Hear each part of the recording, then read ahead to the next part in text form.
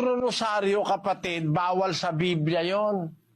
Ikinalulungkot ko, huwag kang magagalit. Tinanong mo, hindi naman kita inaatake.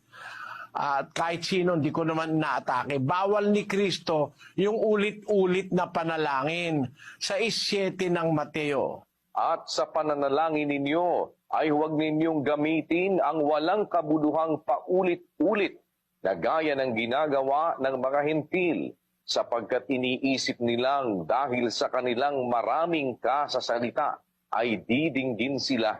Huwag nga kayong magsigaya sa kanila, sapagkat talastas ng inyong Ama ang mga bagay na inyong kinakailangan bago ninyo hingin sa Kanya. Hindi mo pa nga nasasabi, alam ng Diyos yun eh. Ba't kailangan mong ulit-ulitin? Sabi ni Kristo, sa pananalangin nyo, huwag kayong magagamit ng walang kabuluhan paulit-ulit. Paano kang gagamit pa ng rosaryo? Ang rosaryo, ulit-ulit na panalangin yan eh.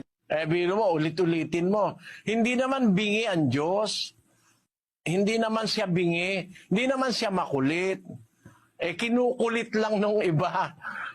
Trabaho nung mga hintil yan nung araw. Akala nila kung marami silang sinasabi, papakinggan sila. Ang Diyos nga sabi nga nung kanta yung, I believe above the storm, the smallest prayer will still be heard. I believe that someone in the great somewhere hears every word. O, kita mo? Kahit nga may bagyo pa pag nanalangin ka, kahit kumukulog at kumikidlat, maririnig ka ng Diyos paulit-ulitin mo pa ba yun?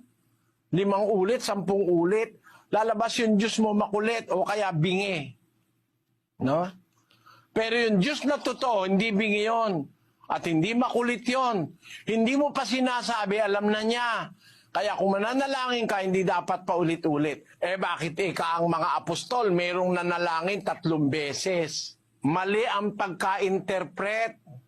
Bakit? Basahin natin ang 12:6 ng 2 Korinto. Sapagkat kung ibigin kong ako'y magmapuri, ay hindi ako magiging mangmang, sapagkat sasalitain ko ang katotohanan. Ngunit nagpipigil ako. Baka ang sino man ay mag-akalang ako'y mataas sa nakikita niya sa akin o naririnig sa akin. At nang ako'y huwag magpalalo ng labis dahil sa kadakilaan ng mga pahayag, ay binigyan ako ng isang tinik sa laman, ng isang sugo ni Satanas, upang ako'y tampalin, nang ako'y huwag magpalalo ng labis. Tungkol dito'y makaitlo akong nanalangin sa Panginoon.